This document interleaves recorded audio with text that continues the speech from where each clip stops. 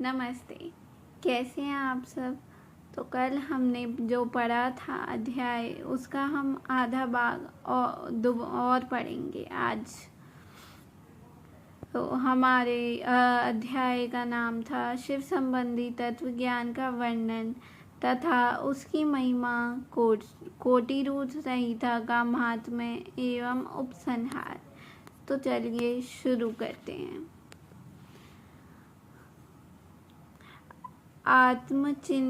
चिंतन से तथा तत्वों के विवेक से ऐसा प्रयत्न करें कि शरीर से अपनी पृथक्ता का बोध हो जाए।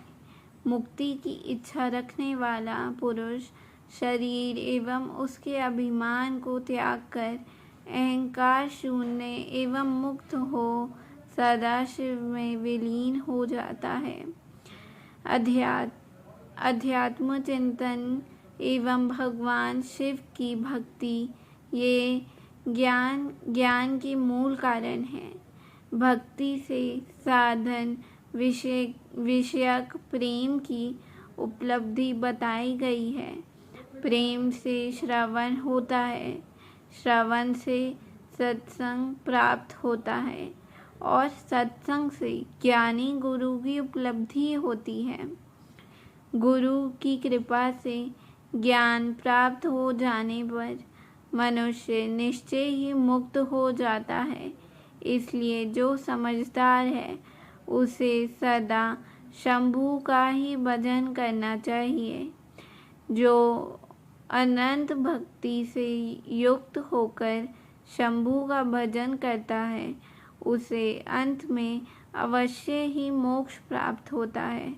अतः मुक्ति की प्राप्ति के लिए भगवान शंकर से बढ़कर दूसरा कोई देवता नहीं है। उनकी शरण लेकर जीव संसार बंधन से छूट जाता है। ब्राह्मणों, इस प्रकार वहाँ पधारे हुए ऋषियों ने परस्पर निश्चय करके जो यह ज्ञान की बात बताई है, इसे अपनी बुद्धि के द्वारा प्रयत्नपूर्वक धारण करना चाहिए। मुनीश्वरों, तुमने जो कुछ पूछा था वह सब मैंने तुम्हें बता दिया। इसे तुम्हें प्रयत्नपूर्वक गुप्त रखना चाहिए। बताओ, अब और क्या सुनना चाहते हो। ऋषि बोले, व्यास शिष्य, आपको नमस्कार है। आप धन्य हैं, शिव भक्तों में श्रेष्ठ हैं। आपने हमें शिव संबंधी परम उत्तम ज्ञान का श्रवण कराया है। आपकी कृपा से हमारे मन की भ्रांति मिट गई। हम आपसे मोक्षदायक शिव तत्व का ज्ञान पाकर बहुत संतुष्ट हुए हैं।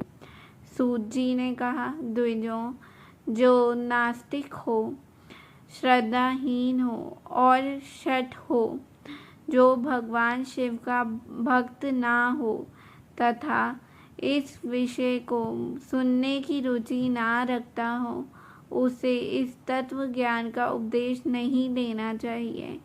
व्यास जी ने इतिहास पुराणों में वेदों और शास्त्रों का बारंबार विचार करके उनका सार निकालकर मुझे उपदेश दिया है। इसका एक बार श्रवण करने मात्र से सारे पाप भस्म हो जाते हैं। अब अभक्त को भक्ति प्राप्त होती है और भक्त की भक्ति बढ़ती है। दोबारा सुनने से उत्तम भक्ति प्राप्त होती है। तीसरी बार सुनने से मोक्ष प्राप्त होता है। अतः भोग और मोक्ष रूप फल की इच्छा रखने वाले लोगों को इसका बारंबार श्रवण करना चाहिए। उत्तम फल को पाने के उद्देश्य से इस पुराण की 5 आवृत्तियाँ करनी चाहिए। ऐसा करने पर मनुष्य उसे अवश्य पाता है, इसमें संदेह नहीं है, क्योंकि यह व्यास जी का वचन है। जिसने इस उत्तम पुराण को सुना है उसे कुछ भी दुर्लभ नहीं है। ये शिव विज्ञान भगवान शंकर को अत्यंत प्रिय है। ये भोग और मोक्ष देने वाला तथा शिव भक्ति को बढ़ाने वाला है। इस प्रकार मैंने शिव पुराण की यह चौथी अत्यंत दायी तथा परम पुण्यमयी संहिता कही है, जो कोटि रूत संहिता के नाम से विख्यात है। जो पुरुष एकाग्रचित्त हो भक्ति भाव से इस संहिता को सुनेगा या सुनाएगा, वह समस्त भोगों का उपभोग करके अंत में परम गति को प्राप्त कर लेगा। ओम नमः शिवाय। अध्याय समाप्त। तो चलिए हम कल एक और नया अध्याय पढ़ेंगे। तब तक के लिए धन्यवाद, शुक्रिया।